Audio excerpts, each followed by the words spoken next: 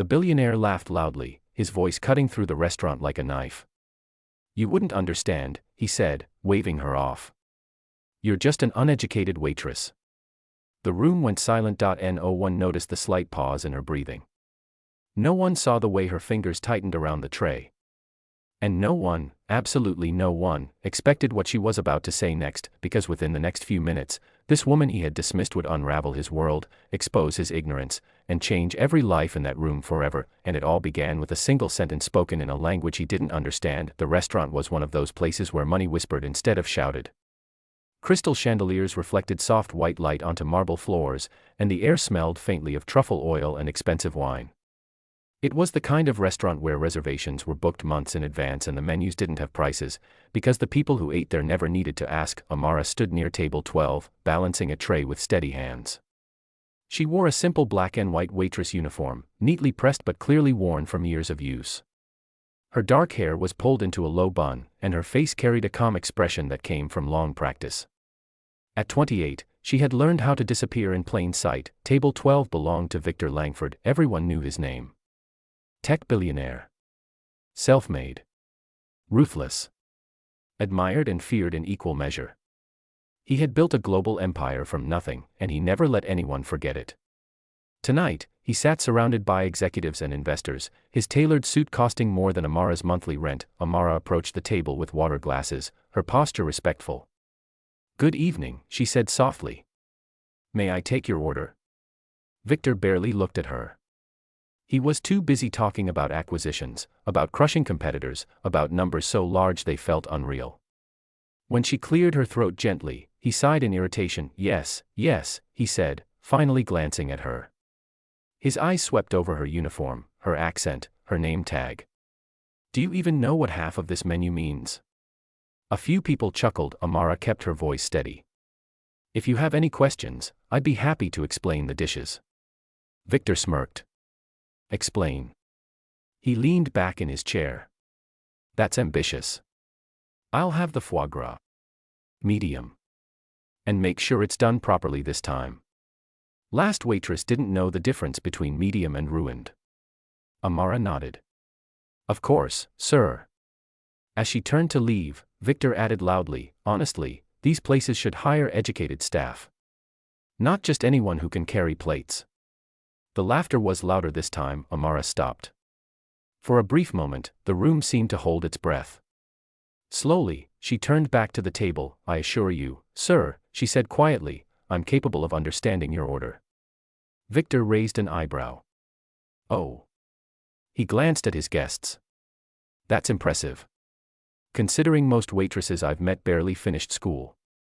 Something shifted inside her chest, not anger, not yet, but a deep, old ache. Memories rose uninvited, her mother studying by candlelight, her father translating documents late into the night, borders crossed, sacrifices made. Still, she said nothing. Victor waved her away. "Just bring the food. No need to pretend." She walked back to the kitchen, her steps measured. Behind her, the laughter resumed, but it sounded distant now, like noise from another world. In the kitchen, the chef noticed her pale expression. "You okay, Amara?" She nodded. "Yes." But she wasn't. As she waited, she overheard something that made her pause. Victor was speaking loudly again, this time complaining about a failed international deal. "The negotiations collapsed," he said. "The translators were useless. No one understands nuance anymore." Amara's hand tightened around the tray. When the dishes were ready, she returned to the table. As she placed Victor's plate in front of him, he continued ranting. "Billions on the line, and people think knowing one language is enough. Pathetic." Before she could stop herself, the words escaped her lips. "Perhaps the issue wasn't the language," she said softly, "but the understanding behind it." Victor looked up sharply. "What did you say?" The entire table fell silent again. Amara met his gaze. Her heart pounded, but her voice was calm. "Languages carry culture, intent, and respect. Translation alone isn't enough." Victor laughed, a short, sharp sound. "And you know this because?" She hesitated. This was the moment. She could apologize, retreat, disappear like she always did. Instead, she spoke, in French. She said, switching effortlessly, we say that words without context are empty.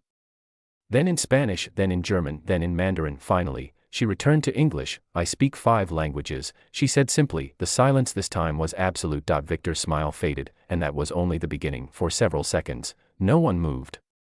Forks hovered in midair. Conversations at nearby tables slowed, then stopped entirely. Every eye was fixed on Amara. Victor blinked, clearly unsure whether he had heard correctly. "That's amusing," he said. "A party trick, I assume." Amara didn't argue. She simply repeated his earlier complaint, this time in flawless Mandarin, capturing not just the words but the irritation, the impatience, the arrogance beneath them. One of Victor's associates gasped. "That's exactly what you said." Amara nodded. Language is more than vocabulary. It's tone, meaning, intent. Victor's face flushed. "Where did you learn that?"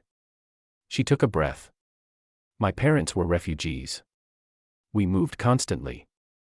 New countries, new languages. Education wasn't a luxury for us, it was survival." The restaurant manager approached nervously, but Victor raised a hand to stop him. "You're saying," Victor said slowly, "that you're qualified to do more than serve food." Amara met his eyes. "I'm saying you judged me without asking." Something in her words struck deeper than he expected. For the first time that evening, Victor felt uncomfortable, not because he was challenged, but because he was exposed. One of the investors spoke up. "Victor, if she understands cultural nuance, that's exactly what we've been missing." Victor clenched his jaw. "Pride battled reason," Amara continued, her voice steady but no longer soft. "I didn't choose this job because I lacked intelligence. I chose it because I needed flexibility while supporting my family. Intelligence doesn't disappear because someone wears an apron." The room was utterly silent. Victor looked around and realized something terrifying. No one was laughing anymore. For the first time in years, he felt small. "Sit," he said suddenly, gesturing to an empty chair. Amara hesitated. "I'm working." "Sit," he repeated, quieter now. "Please."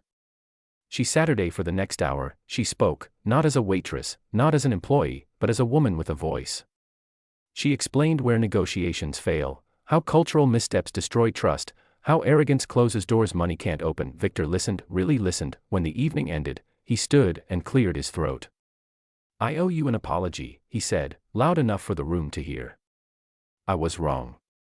He extended his hand. "I could use someone like you. Not as a server, but as an advisor." Amara looked at his hand, then at the room full of strangers who now saw her differently. "I'll think about it," she said. Weeks later, headlines exploded.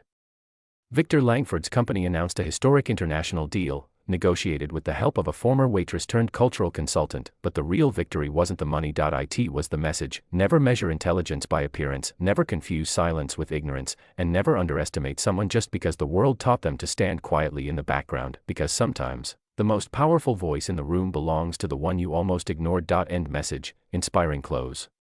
Respect costs nothing, but ignorance can cost everything.